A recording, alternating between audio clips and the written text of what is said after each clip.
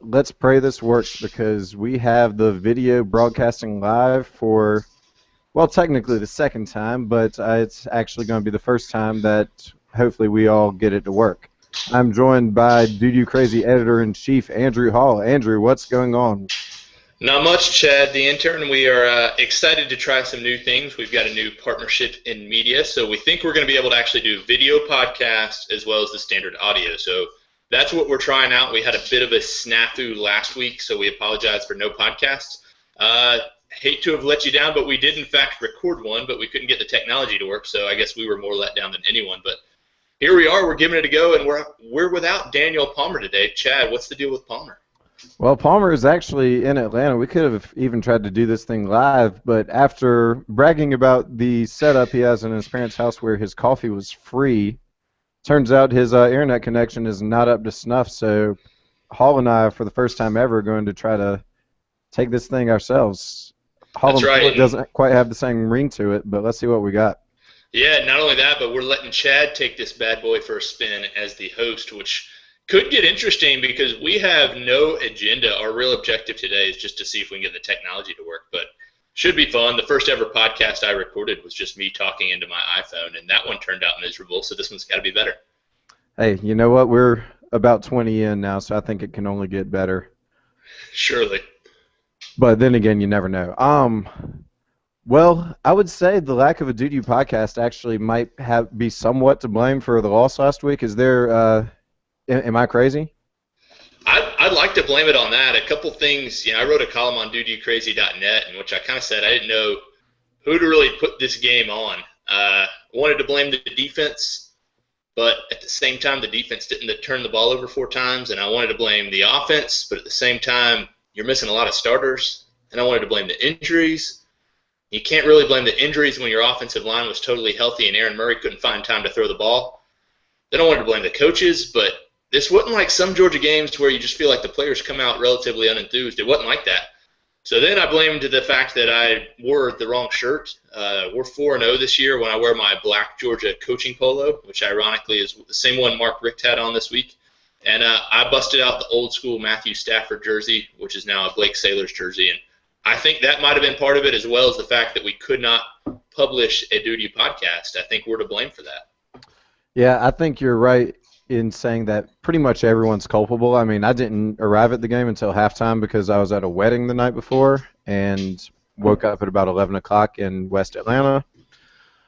But you know what? I really don't know what else there is to say except Missouri played a great game. They had a great game plan to isolate their receivers on the outside and create running room between the tackles with that, and their defense played against an offense that looked like it was missing 6 of its top skill position players.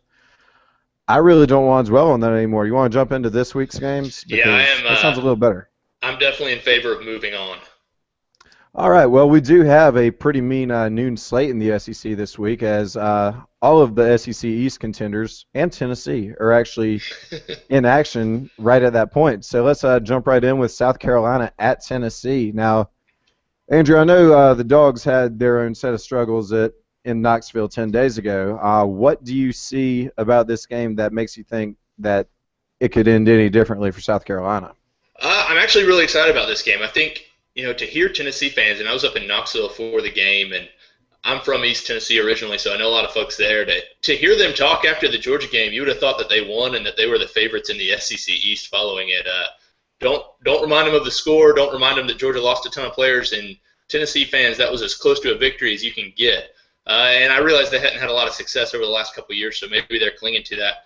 I think this is going to be an interesting game that's going to kind of serve as a thermometer for this Tennessee program, at least within this year. Maybe that was a turning point for Tennessee, and maybe Tennessee did kind of get around the corner there, start to head upward on their trajectory, or maybe they just really took advantage of some really costly Georgia injuries, which we've seen, as Missouri demonstrated, there's definitely significant issues there when we don't have those playmakers. So I think it'll be interesting to see.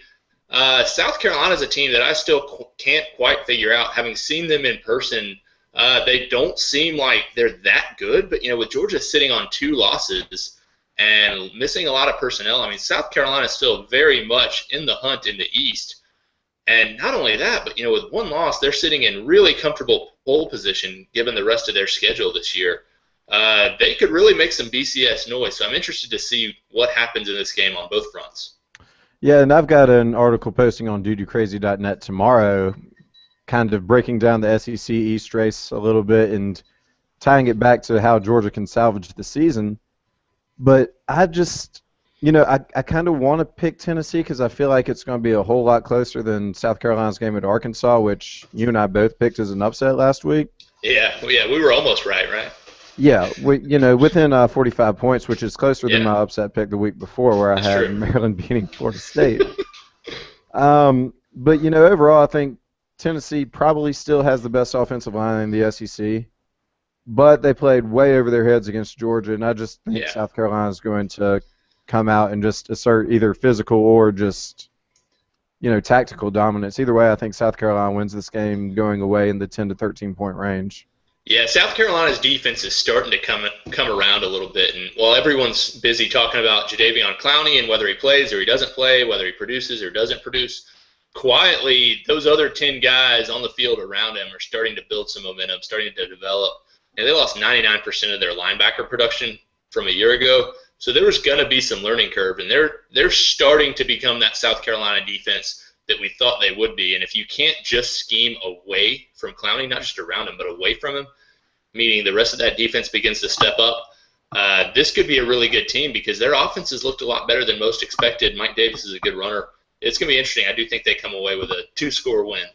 Yeah, and I think Georgia fans would be happy to have Chaz Sutton or Kelsey Quarles on our defensive line over anybody else we have on our defensive line. I won't tell Ray Drew you said that. Well, Ray Drew being the obvious exception because he's just a monster. But he's playing well. Moving right ahead, a team that we are unfortunately quite familiar with, the Missouri Tigers are up to 14th from 25th in the polls, and they're hosting another team that we're familiar with, but the last 2 years just worked out a little better, the Florida Gators. Yes, this is interesting. Missouri, first team in the country to become bowl eligible, which was kind of interesting, and obviously their record's a part of it, but they also just played early in the other day. As a Georgia fan, you got to root for Florida in this game. Missouri's got to lose too. Louisville was bowl eligible first, there, right? Thursday night. Oh, actually, that's probably true. Let me see. You're right. I stand corrected. I saw that somewhere. In my defense, I was reciting an incorrect fact. I wasn't using my own research there. That's fair. It's got to be ESPN research then. Exactly. So one thing that's going to be interesting, I think, is just looking at this Missouri team and their schedule moving forward. It is not the most favorable one. To sit here right now and having seen what we just saw, I don't know what we can really draw about this Georgia team moving forward. A lot of it's going to depend on when Gurley and Bennett get back. But if we work on the assumption that, Georgia played a decent game last weekend, which I don't think is the assumption, but if that is the assumption, this Missouri team might be a real force. And you look at what they've got left. They've got to go Florida this week. They got South Carolina next week, both at home, though. And then, they end the season with Ole Miss and A&M, and I think they've got Tennessee, maybe Kentucky thrown in there somewhere. But this is going to be the first test. If you're a Georgia fan, you need Missouri to lose to throughout the course of this. Florida, I think, actually presents a pretty good chance for an upset. I don't know how much of an upset it would be point spread-wise, but, you've got number 22 taking on number 14. Florida's defense is tough. It's physical. I think that they can get in an edge against Missouri's offense, and I really want to see what happens to Missouri when they're not scoring points. Because you look at what they've done. I mean, their lowest scoring game of the year was 38 points.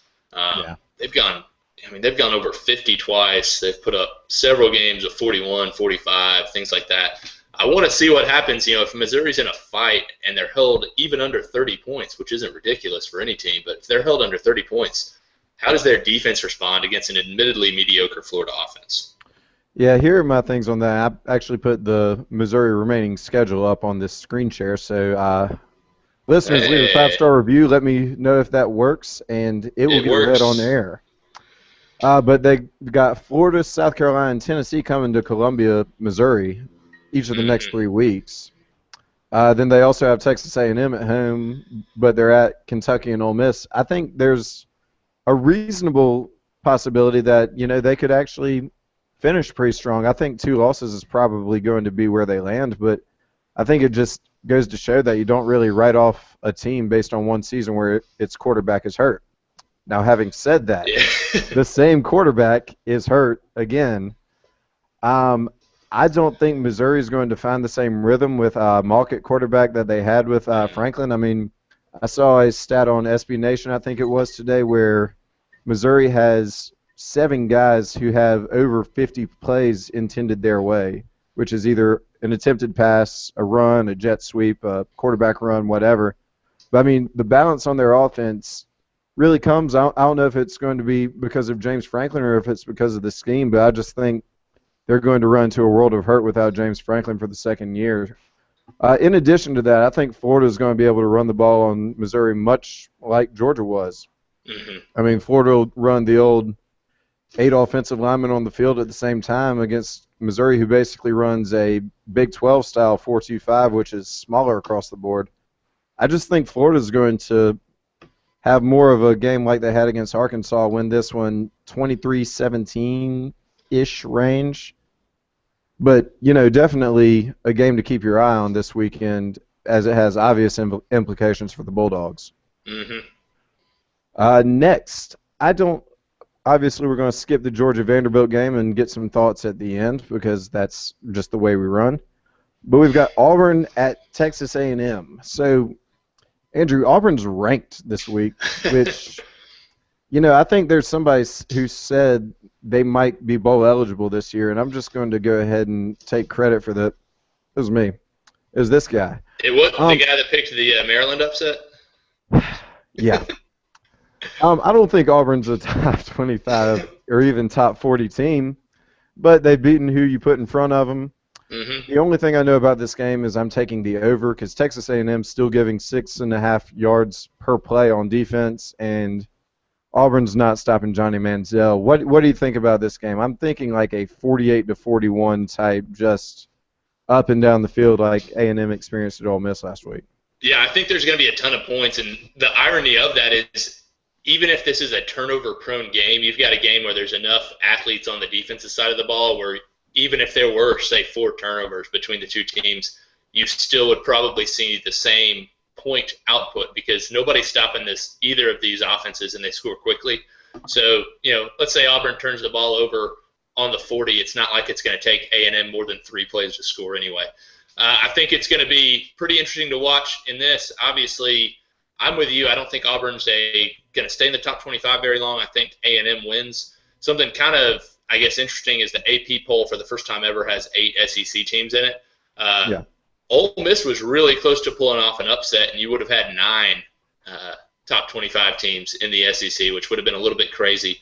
It's going to be interesting to see maybe just the caliber of this Auburn team as far as are they going to be able to keep the pace with A&M because they are an offensive-minded team and they do have a somewhat weak defense, but I don't think their offense is really on the same par as even Ole Miss's, for instance. And Ole Miss was able to kind of go blow for blow. I thought Ole Miss should have eaten the clock a little more late in that game and would have had a shot. But it's going to be interesting to see how Auburn does. I do think it's going to be a shootout. I think A&M wins. I've got A&M winning maybe by 10 points, but also being one of those games that with 3 or 4 minutes left could go either way. Well, there's one Auburn game that wasn't like the rest of the others this year, and that was at LSU. Right.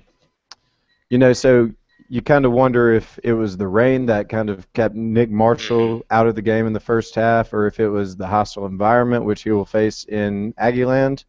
So I think those, just all of those factors are just going to make it definitely an interesting game to watch because, again, with Georgia implications, we need that win at Auburn. But I think it's going to be just a high-scoring, very similar to the Texas A&M Alabama game, but a fun one to watch. But I think A&M. Yeah, I'll start saying this a whole lot for the rest of the season, especially as the first BCS poll comes out this week. If you're a Georgia fan, you're actually rooting for Auburn big time this week. You want Auburn ranked as high as possible, or at least ranked when we take them on at the end of the year. If they could upset A&M, which, again, I don't really anticipate happening, but if they could do that, Auburn probably has a similar springboard up the poll as what Missouri saw this week. Maybe not all the way to 14, but I could see them getting in the top 16, 17 in that range. Yeah, I think there are merits to both sides of that, but you've got to play somebody who has beaten a few teams, and I think an undefeated Alabama team that handed A&M or LSU, it's only one of its only one or two losses might bode even better. But that's a complicated debate that we can never really get into because I don't think Georgia's going to the national championship game, as you will see tomorrow. Agreed. Uh, LSU at Ole Miss. I will tell you this: if ever I wanted to be an Ole Miss student, this would be the year for it. They've already had home games against Texas, Texas A&M. Now LSU comes to town. That sounds like a lot of fun tailgating on the Grove. Andrew, have you ever been to the Grove? I actually have not. One of the few SEC places I have not made a trip to. I think a Duty Crazy field trip might be in order next year, or maybe even just some random weekend this year. But I have not been to the Grove. You? I have not. That and LSU were the two games I wanted to see as road games on Georgia's schedule this year, just because I have a much better excuse to get off and do those this year. The road schedule is a little underwhelming, so I'm just going to be happy with Clemson, Florida, and hopefully a trip to Atlanta for the SEC championship game. There we go. But sooner or later, yeah, I would say a Dude You Crazy road trip to Oxford would be much in order. As far as this game goes, though, Ole Miss isn't stopping anybody. In LSU's offense, they scored 17 against Florida, but the total yards would indicate that they, did not score as many as they should have. I think LSU wins this game running away, going away. Jeez. That is the first ever video mess up by me. Sorry about that, guys. I think LSU wins it going away. What you got? Yeah, I think so too. And I mean, here's the thing about LSU's offense. Even given their low output against Florida, I mean, Florida's defense is incredible. They're giving up, I think, 13 points a game. They're in the top 5 or 6. I remember looking earlier this week in scoring defense. I want to guess they were number 4, but I can't recall. I know they were in the top 6, but that's a really good defense. So a 17-point effort against them might sound laughable, but when you do the math, I mean, they put up 25% more points than what the average team is scoring, which is a good output, especially in an SEC game. Ole Miss, I don't know where I stand on them. I'm still not really sold out. They've had a tough schedule. They might have the toughest schedule in the country, although Georgia's is looking increasingly more difficult as Missouri and Auburn rise into the rankings. But Ole Miss has a really tough schedule. I felt better about them after seeing them upset Vanderbilt, but now I feel like Vanderbilt is not what I thought they were going to be heading into the season. So either I was wrong about Vandy, excuse me, first voice crack on video there. So either I was wrong about Vandy or I was wrong about Ole Miss, and I kind of think I was wrong about Vanderbilt. I don't think Vandy's what I thought they would be. So I haven't been terribly impressed with Ole Miss. Obviously, I recognize they played a heck of a game against Texas A&M. Great game, really could have won that game. But, I mean, that's kind of how SEC play is. You can win a game like that. I mean, look at what we know about Georgia now. We've seen their offensive line struggle in 2 games. Do I know definitively that Georgia's better than LSU, for instance? I really don't. I saw it in person, and I saw Georgia win. But any team can get up for any given game, and I'm kind of wondering if that wasn't the case for Ole Miss last week. And losing that close one may really kind of deflate them, whereas if they'd won, they might be riding high and have a lot of momentum and a lot of confidence this week. Yeah, but I mean, that's the October just brutalizing that the schedule gave them, where they played Alabama, Auburn, A&M, and now LSU. I mean, that could demoralize the New England Patriots, although the Patriots would beat all 4 of those teams. Maybe. It opens up for them after this. They have Idaho, then they have a November where really only Missouri looks like a team that is also on the middle to upper tier of the SEC. Mm-hmm. But I just don't see I don't see Ole Miss being a contender when November comes around. So I've got LSU finishing off what is just a heinous October for Ole Miss, but an encouraging one because they acquitted themselves well against A&M, lost a close one at Auburn, which is turning out not to be such a bad thing. And if they can put up a good showing against LSU, I think you've got to be excited about their future. Yeah, absolutely. They are still obviously a very young team. They've got talent on both sides of the ball, which is a thing you rarely see, especially with young teams. Usually you say, man, this young offense is going to be great, or this young defense is going to be great. They've got a whole lot of talent around, so I think they've definitely, to your point, bright future for sure. Yeah, I would have to say that is probably the case. Just one more we've got today. We've got Arkansas at Alabama.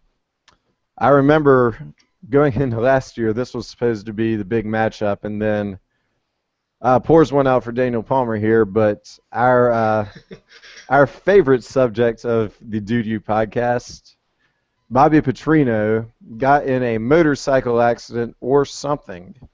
Something along those lines. Unfortunately, that game never lived up to its billing. I don't think this year is going to be much different, although Arkansas does not quite have the cachet that they did last year. Hall, what you got with Arkansas, Alabama? Yeah, not a whole lot on the Arkansas front.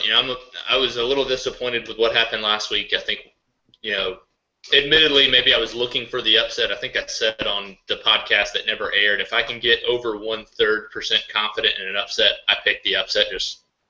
It's a lot more fun that way. But I was a little upset, or I wouldn't say upset. I'm not that invested. A little disappointed in what I saw from Arkansas last week. But a lot of that may be South Carolina being better than I anticipate. But, I don't see a whole lot of cause for optimism from Arkansas heading into this one game, and that's a very short-term thing. I think there's a lot of reasons to be excited over the long term. But Alabama's starting to put it together. Alabama still, I like Oregon a lot, but I still think Alabama's probably got the potential to be the best team in the country. And I think we're going to continue to see them get closer and closer to that as they put every phase of the game together.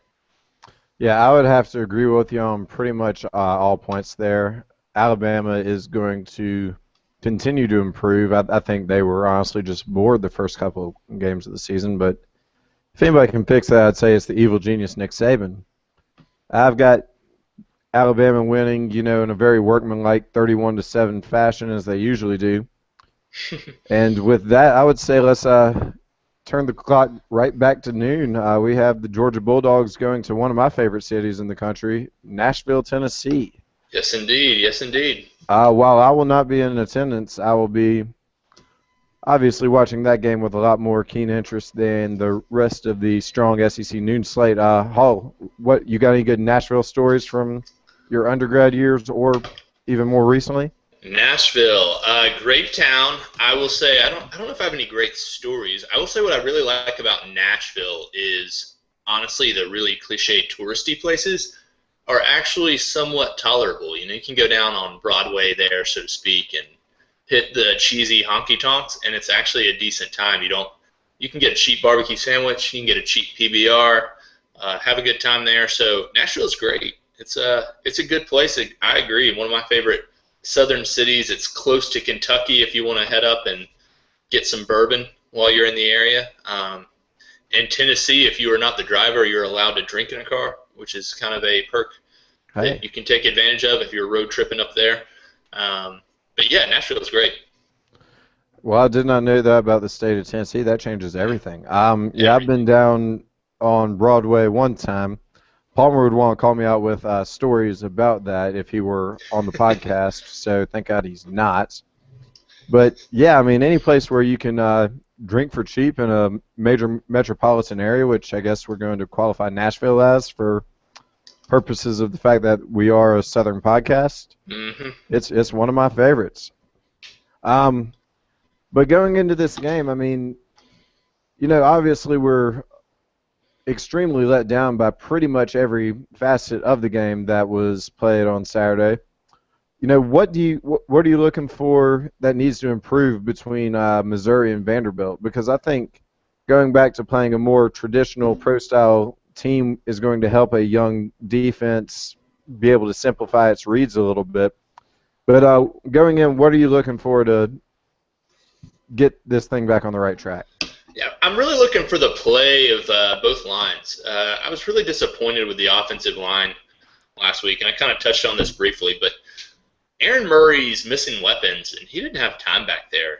That's a really bad thing as he's trying to develop kind of a rhythm with the young receivers like Reggie Davis And even guys like Rantavius Wooten, who have been around for a long time but haven't really been as high in the rotation, the guy needs some time. And I don't think he had that against Missouri. And some of that, I think, falls on freshman running backs who are unable to pick up somebody who's coming through that line. Yeah. And I understand that, and I don't think that's necessarily their fault. I think that's just an age and maturity thing.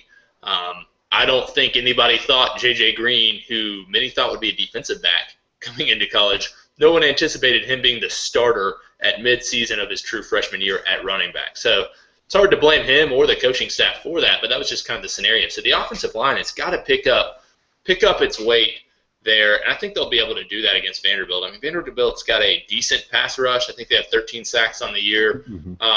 They're decent. They're not incredible. They don't have anybody, I don't think, with more than 2 sacks, so there's no one guy, but they are persistent, and a lot of that comes from, if we're flipping sides of the ball, a lot of it comes from practicing against a really disciplined Vanderbilt offensive line. That's something that James Franklin's teams have always, kind of prided themselves on, is their blocks, and they do some stuff. They do a lot of low blocking, some stuff that's maybe questionable if you play defensive line, but I don't play defensive line, and they aren't flagged for it, so I can't complain about it. But really want to see on Georgia's defensive side, you've got a decent quarterback who's hitting 2/3 of his passes and has maybe the best receiver in the country in Jordan Matthews. We're going to have to get pressure on Austin Carter-Samuels if we're going to limit Jordan Matthews at all, because he's going to be able to pick apart any of our young defensive backs. And I was really impressed with Shaq Wiggins. I thought he played really aggressively, played well last week against Missouri, made some good tackles in open field, but he's not going to be able to cover Jordan Matthews. I mean, nobody's been able to. He's got over 700 yards in 6 games this year. So the only way you're going to disrupt that really is getting pressure on him. So I'm looking for Ray Drew, who we mentioned earlier. Ray Drew's got 5 sacks in the last 3 games. He needs to be back there. Garrison Smith needs to be back there. A guy we talked a lot about in the offseason, Jordan Jenkins, hadn't done quite as much as we thought he would. And admittedly, I haven't watched him a whole lot in an isolated film study, so to speak, but I haven't really seen the motor from him that I kind of expected to see there, something that Jarvis Jones was at least able to do selectively last year. So I'm expecting improved play, long story short, and I guess it's already been long, but improved play from both line units. Yeah, and I'm going to try to respond to a lot of your points because I feel like all of yours were really good, and I really have nothing much more to add. First, with the Georgia offense, I thought in the first half it came out too conservative, trying to get cute underneath, trying to run in second and long. And it's almost like the coaching staff said at halftime, we're going to scrap that game plan, but while we get more vertical, we're going to start substituting the offensive line with no rhyme or reason liberally, and it makes no sense. And that's when you see Missouri start to get pressure on Aaron Murray. I mean, Michael Sam, the Missouri defensive end, now has, I think, 11.5 sacks on the season. I mean, he's a great player in his own right, but, I mean, I think we made him look a lot better than he actually was because we went back to the same type of rotation that we did in the third quarter of the opening game against Clemson, where we weren't moving the ball because Aaron Murray was on his backside within a second and a half. To the next point about Jordan Matthews, he's going to be a problem. I just hope we have our own Matthews back in the secondary to bracket over him, because what really concerns me is the vertical game more so than the underneath with a rangy receiver like that. And Carter-Samuels has exceeded my expectations as a quarterback, which worries me a little bit. And I realize, listeners, I apologize, we were just both going all over the place here. Yeah. But this game, I can't really say it doesn't worry me. Yeah. I think Vanderbilt's going to get their points, but a lot of the guys you said that need to step up, even Chuck Oliver on Twitter this morning was taking Jordan Jenkins to task, asking, basically, when is he going to show up this season? Mm-hmm. I think it's a fair question because Leonard Floyd has basically exceeded him as the Jarvis of this defense, when Jenkins over the second half of the season was as good as Jarvis, at least statistically. Yeah, I think there's just a lot going on with this team that I don't like right now. None of it is chemistry or anything related, but the defense isn't stopping anybody, and the offensive line has ceased to stop people. And, receivers aren't playmakers. The current running backs aren't playmakers. There's just a laundry list of problems. We can try to knock them out individually if you want, but you were going to say something. Yeah, I was going to say, I think I've been real disappointed with the development of the defense, and I love the idea of Todd Grantham. I think I've said that on here before. But it seems like every year there's a little bit of an excuse for this Georgia defense. The first couple of years he didn't have the players for the 3-4 scheme. Last year the defense drastically underperformed, and kind of the general story, I don't know how much of this was put out by him and by the Georgia coaching staff and how much was just kind of assumption by non-official media and talking heads. I guess we're talking heads now that you can see our heads, but yeah, folks like us. But kind of the story last year was, everybody was looking ahead to the NFL draft and not playing for themselves. Well, this year the excuse, across the board is we've got a really young defense and we got a lot of true freshmen playing from, especially in the defensive secondary. And what I don't quite understand is where are the sophomores and the juniors in the secondary? I don't quite understand if Todd Grantham is both good schematically and in developing players, why it matters that people went pro after their third or fourth year. I mean, that's how things work. That's how this league works. You stay for 3 years, you leave. I don't understand why people in their second and third year who are still at Georgia aren't developing. And I think another guy, we've mentioned Jordan Jenkins, who didn't quite develop as much as we thought, at least hasn't performed as much as we thought he would. Another guy in the secondary is a guy, Damian Swann, who we all recognized heading into this season probably benefited by having a lot of talent around him last year. But Damian Swann, I mean, I don't know how long he's going to be able to continue to start. And if he doesn't improve and remains a starter in Georgia's secondary, I think that's a really harsh indictment of this Georgia defense and probably this Georgia program as a whole. And that's really concerning to me. Yeah, and in my piece that's going up tomorrow, I kind of touched on that. I had 3 things that Georgia could do to salvage the season, and one of them was develop some young talent. And I had to go on Scout.com and pick out names from guys in their second and third year in the program because I've never really followed Georgia recruiting. Mm-hmm. But, it's just like that Georgia Dream Team class outside of a few big names is a black hole, and then last year's class is a bunch of redshirt freshmen that almost immediately have gotten jumped by true freshmen that are seeing the field this year. So, I mean, yeah, I think you're definitely onto something, that there's a cause for concern just into the depth of those classes.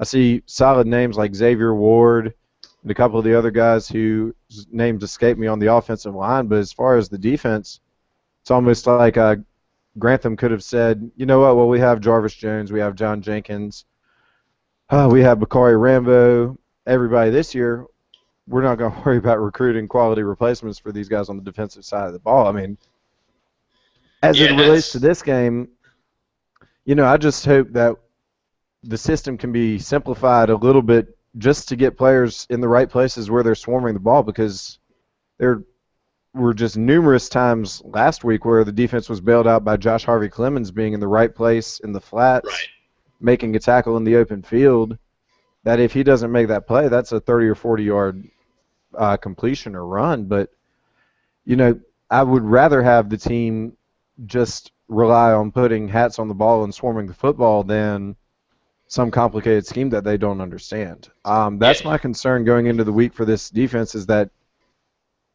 Vanderbilt can just outsmart our defense based on players who are playing on that side of the ball do not play effectively unless they are, if you have to think when you're playing defense, it's not going to work.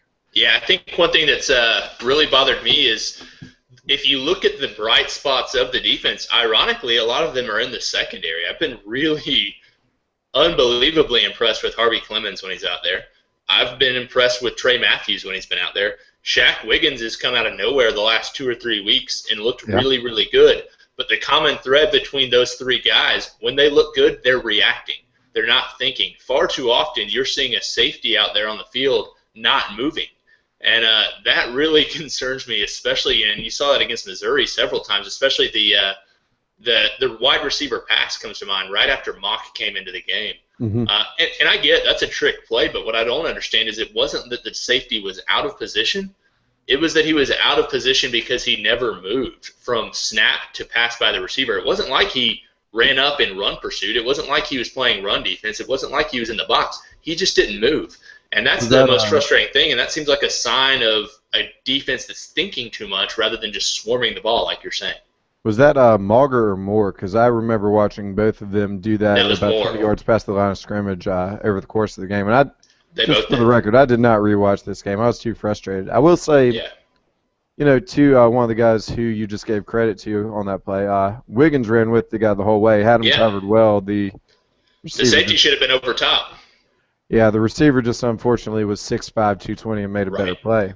And that's something, though, if the safety moves and comes over top, then not only is Wiggins, rewarded for being in position, because he was right Yeah. with him.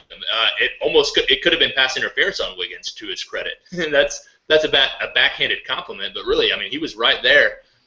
If you have a safety coming over top, he either blows up that receiver with a hit or makes a play on the ball while the other guy's preoccupied, or at least makes the throw tougher.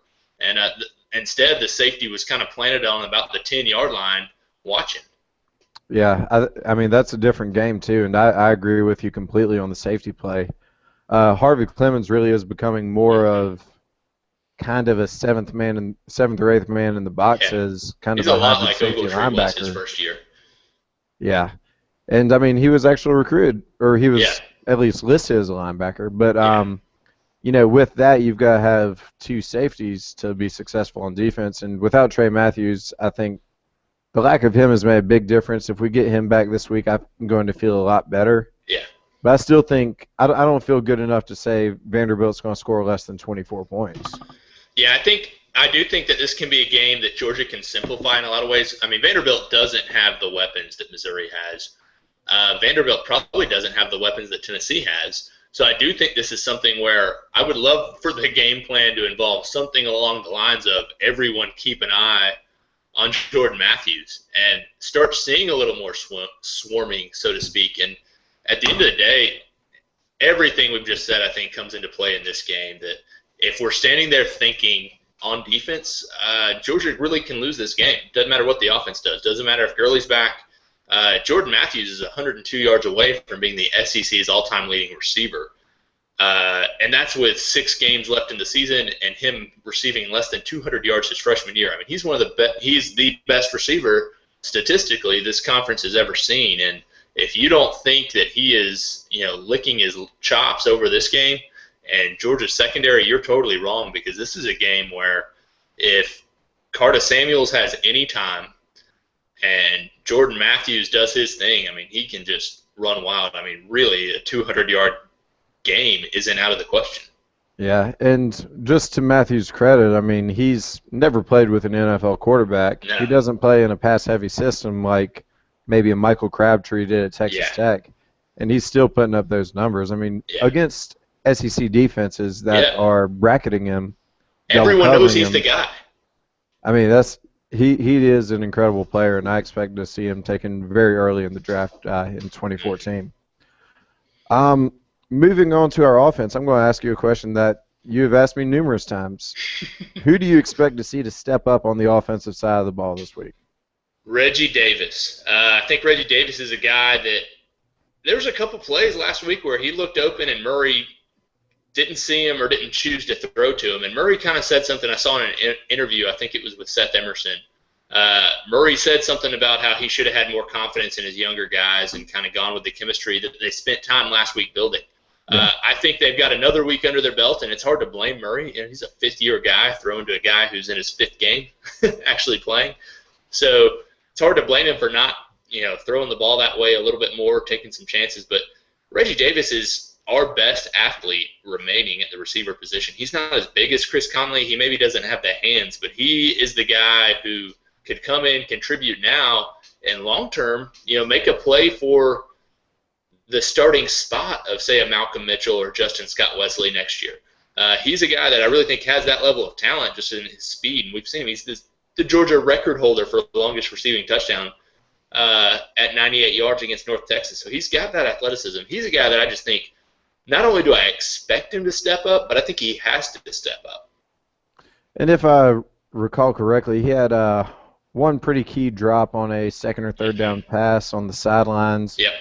But, Murray was never really looking his way even prior to that. So I think that's probably about as good of a call. If you get them back to where Murray and TK were throwing passes in the dark after practice last year, maybe you see Murray rely on him a little more because I think for this offense to really be effective going forward, it's going to need the vertical threat of somebody besides Chris Conley.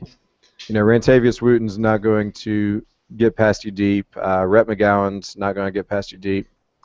So I think Reggie Davis is very key. My key offensive player is pretty simple. We need to get Todd Gurley back. Yeah. He is an absolute difference maker, and I don't really think I need to elaborate on that too much. I think with Gurley, I feel comfortable that we win the game. Without him, I think we're in another dogfight. Yeah, I think one thing that's underrated about Gurley, and I realize it's hard to maybe measure the direct impact of Gurley being out just because his injuries coincided with so many others. Yeah. But Gurley gives you the ability to run the ball so effectively on first down. He gives you the ability to block in passing downs. I think he's a better sell on the play action just because he's a much bigger threat on the ground. I think all of those things add up. You look at in games that Gurley's played in this year, we've scored almost 42 points per game. In games without him, we're right at 30, and that includes an overtime period. And I'm not ignorant. I realize, the last game especially, we were missing the majority of our playmakers. But Gurley is a difference maker. Anybody that's in Heisman contention as a sophomore from the running back position on a team that has a fifth-year senior at quarterback who's one of the best quarterbacks in the country, any running back that can be kind of the Heisman favorite early in the season from his team, that is kind of tells you the caliber of the player he is and how much teams have to prepare for him. I think I kind of said this last week. I think I dress him no matter what. Even if he's banged up, last week they were saying he was able to run in a straight line well, but was unable to cut. I mean, maybe I'm ignorant, but I'd almost put him out there on one play just as a kind of as a con man, let him just run an outside screen and see how many players follow him. I don't really hate the idea. The thing about Gurley is watching him this year and then comparing him to any other running back that's been on the field for the Dogs. I mean, good gracious, he's bigger than all of them. He's faster than all of them, and he's got better vision than all of them. I mean, Yeah. the heavier he gets and still retains his speed. I hate to invite this comparison, but he looks like Adrian Peterson did in college. And when you miss that, I mean, ask the Minnesota Vikings, if you're missing that kind of weapon, it makes a huge difference in what you can do offensively. But let's get down to the nitty-gritty. I need to hear a prediction from you on Georgia at Vanderbilt at noon from Nashville. Yeah, I feel, as we've kind of touched on, I'm not overly confident in this game. I will say there's two things that have to change for me to be confident in any game moving forward, maybe with the exception of App State. But until Georgia, one, gets Gurley back, and two, demonstrates consistent improvement in the defense, I'm not going to feel real confident about any game. And that goes for this game. That goes, obviously, for the Florida game. That goes for the Georgia Tech game. Kentucky's a little bit of a different story, but, if we don't have Gurley back for Kentucky, for instance, and I don't think that's going to be the case, but if we didn't have Gurley back, I don't know that I feel that confident about the Kentucky game just because I like the idea that we can lean on him and kind of spell a defense. So if Gurley's back, that's a huge difference maker. I think Georgia wins this game no matter what, but Gurley could be the difference between a 7-point win and a 17-point win. And I thought you were just going to hedge the winner based on the Gurley caveat, which I'm going to start calling it the Gurley caveat, because I'm totally about to hedge on the Gurley caveat. Georgia wins 38-21 if Todd Gurley suits up and gets 20 touches. If Todd Gurley does not play at all, Vanderbilt wins 31-27. Wow. Just one last point on Georgia Vanderbilt. How many times have you gotten James Franklin, Vanderbilt coach, and James Franklin, Missouri quarterback, confused in the past 2 months? Often. I was actually I do some writing on BleacherReport.com, plug for them, even though we don't benefit, but check it out. I tried to get a quote from James Franklin on anything, meaning Vanderbilt's coach, and I searched James Franklin, and all I could find were all the quotes about James Franklin, Missouri's quarterback. and his shoulder injury. So it's very frustrating. I've never seen them both in the same place in person. So I think that's something that's going to need to be addressed sooner or later. Maybe that means I need to go to a Missouri-Vanderbilt matchup sometime. But I guess I've kind of missed my chance in that because Franklin's a senior, I believe. I may never see those two men at one time in person. So I'm a little bit concerned about that. I'm not sure that they're two different people. Well, if DudeYouCrazy.net or the Dude You podcast had made it big time, we could have gotten credentialed access to the SEC Media Days and probably made that happen. I think I might have put their photos next to each other in a Dude You Crazy post. They look way back in the summer. I have no idea what I said in reference to it, but as far as it goes, should we look at a couple national games? Because there's one that I'm going to have a very, very key interest in. It's going to take place only about 2 hours from where I am, and even from where you are. Florida State at Clemson. It's being called the biggest game in ACC history, which, as a North Carolina fan, I would like to take ACC historians back to 1998 when we were ranked 3 in the country and Florida State was number 1. But I digress. Who do you have in this matchup? I think we both picked Florida State at the beginning of the season as ACC champs. One would have to think that would mean Florida State would win this game. What you got? I will say I've been impressed with Clemson a lot more than I anticipated, but I think Florida State's the better team here. I really do. I don't know that Clemson has the big game potential that Florida State has, and I know that sounds cheesy, but look at what Florida State did in the upset pick that we joked about earlier with Maryland. I mean, Florida State, they're really, really close to being a legitimate BCS contender, and they might be there. I just haven't recognized it yet. They're really, really good, and I know this game is at home for Clemson, which is a huge, huge benefit. Yeah. But I still think Florida State is the better team here. As I've said earlier, from a Georgia perspective, I kind of want Clemson to win because I think Clemson has the better shot of losing to their in-state rival if Georgia were to put everything together, which isn't foreseeable. Mm-hmm. And that would help Georgia in the BCS picture. But, I mean, let's be honest, I think that's a moot point for a while. But so I'd like to see Clemson win. I think it also makes Georgia look a little better. But I think Florida State's the better team here. Yeah, and I agree with you on most of that. I mean, Jameis Winston is just out of this world. I mean, just from a pure quarterback standpoint, he would probably be the first quarterback taken in this coming year's draft.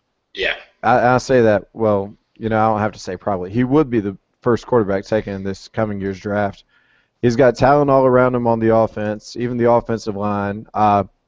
Florida State lost a lot of talent from their defense last year, but what prognosticators failed to notice this, going into this year was that everybody that they lost is being replaced by a guy who is higher ranked than him coming out of high school.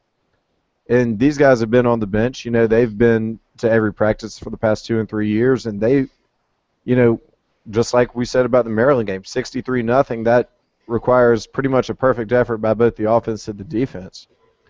I think Florida State, if you put a gun to my head, I'd take them to win. I think the home field advantage could come into effect for Clemson a little bit. Mm-hmm. But the fact that Winston has been on the road at Boston College and won once, I've got the Noles winning this game and what would amount to a shootout in the SEC, but what is kind of the norm in the rest of the country. A 45-31 type outcome would not surprise me at all because I think Sammy Watkins is going to get loose in the Florida State secondary a couple times. But it's going to be a fun one. I'm really looking forward to that being really the only 8 o'clock game I have to pay attention to. Yeah, I'm very excited to watch that game, no doubt about it. And just for all you viewers for the first time, this is not a Tennessee or a Clemson hat. It is a Calabash Seafood Hut hat representing my North and South Carolina beaches there a little bit. The other ranked versus ranked game I've got this week is UCLA at a Stanford team who just came off an upset loss to Utah. I've only really seen UCLA play once. That was on the road at Nebraska where they blitzkrieged them for 45 straight points. Yep. And I'm actually pretty excited about this game. You got any insight here?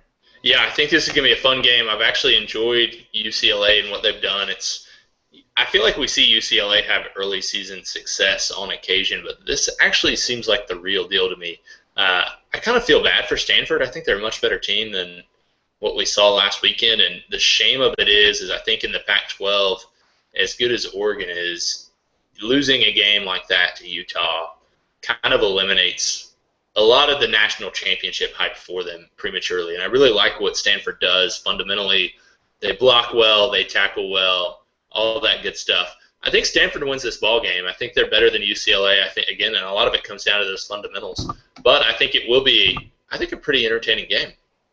Yeah, and I hate that Stanford lost too mostly for the fact that I picked them to play Alabama in the national championship game this year. I think a lot of people did. They could climb back into it. You know, their strength of schedule is such that it could be done. I think Stanford wins this game. I think UCLA is about to go on meet the same unfortunate fate that Washington just met, playing Stanford and Oregon back to back. Yeah, that's no fun. Not easy. Patty. Like I said last week on the podcast, that may have happened, but never actually happened to the public. Having to transition schemes like that from Stanford, that's going to run a mid-90s NFL, power eye, play action, look at you, then go to Oregon where they're running a play every 16 seconds. The Pac-12 should make efforts to avoid that for teams because that's just rough. Yeah. You got any upset picks this week? I'd say let's transition into that and then close her out. Upset picks. Let's think. I'm trying to. Let me pull up a schedule. If you have one, go ahead. All right, I've got one that is on upset watch. I wouldn't really call it a pick. And no, those who have also pulled up the schedule here, I'm not talking about Miami at the University of North Carolina on Thursday night, which I want to. On Friday night, however, Central Florida visits number 8 Louisville in a game that's really the only moderately challenging game Louisville has left on their schedule. Central Florida hung with South Carolina for most of that game, which was in Orlando and not in Columbia. But this game will be held in Louisville, and I just think Central Florida is going to stick with them and prove that Louisville's now a national title contender, which we all know they aren't. Not by beating them, but just by keeping it close for a while. What do you have with this game? Because I think it's going to be interesting, and George O'Leary once falsified a resume to get a job at Notre Dame. This right here, for those listening, you won't be able to see this, but this is how many ranked opponents based on this week's poll Louisville will play this season. You can see his eye through the little O his fist made, but I think it's supposed to be a 0. It's a 0. Accordingly, this is one of the few potential upsets. I think if we're SEC fans in general, or even just fans of good football and the value of strong schedules, you have to kind of start rooting against Louisville. And for a while, it was kind of like, oh, well, Bridgewater's fun. I like watching him play, but I've watched this team play several games, and I like Teddy Bridgewater, and I like Louisville, and nothing personal against them, but they are not a top 5 team in my opinion. So I'm rooting for anybody that can kind of get them out of that BCS national championship game picture, and this is one of the few things left to kind of cling to. So I'm hoping for UCF to play well. I don't know that we can really assume anything there, but I don't know. I don't want the Louisville team that's in 27-13 ball games with Kentucky and 24-10 games with Rutgers. I don't want them in the national championship game, so I'm going to be the biggest UCF fan there is outside of actual UCF fans this weekend. I like pretty much everything you've said. Just to add to that, I'm not a conference fanboy. I think I explained in my first post on dudeyoucrazy.net that it's ludicrous that the SEC cheers for other SEC teams because those are your recruiting rivals and teams that you have to beat on an annual basis if you want to be an elite team. I think it's ludicrous. I have some buddies who are ACC fanboys to that point, which, yes, insert anything more depressing than that, who have been saying, well, this is the first week the ACC's ever had 4 teams in the top 10. I had to look once. I had to look again. Then I realized they were talking about Louisville as the 4th team in the top 10 with the aforementioned Clemson, Florida State, and Miami being the others. And Yeah, that's pretty much my reaction. Just wow. So, with that, I'm going to make the transition into closing it out. Oh, Hall, I've do you got have one. any? I've got an upset now. Oh, I've he's changed my mind. all right. All right. 2010, Iowa State, unranked, upsets number 19, Texas, on the road. 2011, the Iowa State Cyclones, also unranked, upset number 20, Texas Tech, I'm sensing on the a road. theme. 2012, Iowa State, unranked, upsets somebody good. I can't remember who. Oklahoma State. Oklahoma State, yes. This week, Iowa State goes to Baylor, number 12 team in the country. They're scoring 11 billion points a game. Just for the heck of it, let's go with Iowa State pulling off a big upset. Interesting. I have no logic behind it other than once a year they upset someone ranked.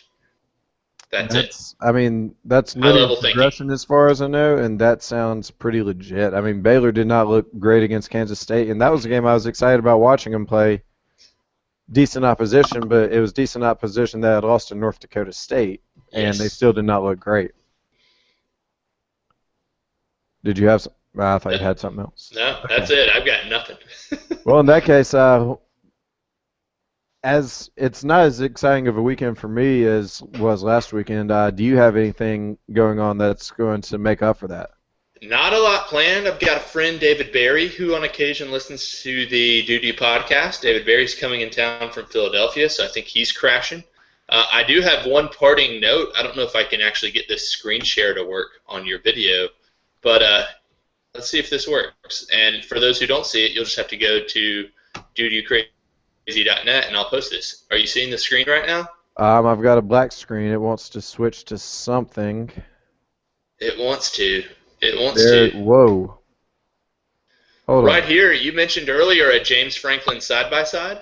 Yep. Right here you have Connor Shaw, quarterback of South Carolina Gamecocks, next to the guy who shot the congresswoman from Arizona. Pretty similar appearance right there, if I may say so myself. I would say that is probably as horrifying and appropriate an ending as we could possibly have to the first ever video Dude podcast. I thought it was good. That was from a live blog way back in the day in which I just got bitter about Georgia getting demolished by South Carolina. And he pulled it up that quickly for you, the folks at home. That's pretty good. Well, for the first video Dude podcast and for the first one I've ever hosted, I think it went pretty well. I'm about to click this in broadcast button and see if by just we're going to keep our fingers crossed and hope this thing posts here. So yes, signing off. Hall, thanks for joining. Yes, real quick, check out the site dudeyoucrazy.net. Chad Floyd, what's your Twitter handle? Good call. The Twitter handle is at Chad_Floyd. The underscore is this little mechanism. It is not the word underscore. I mean, let's use the video technology if we got it. Might as well. And I am Dude You Crazy on Twitter, and that is like this. Nah, we'll stop. I didn't want to spell it all out. But yeah, thanks. Dude You Crazy. Leave a 5-star review in iTunes. Hit subscribe. If you leave 5 stars, we will read it on the air. Awesome. Thanks for coming, Hall. Yes, sir.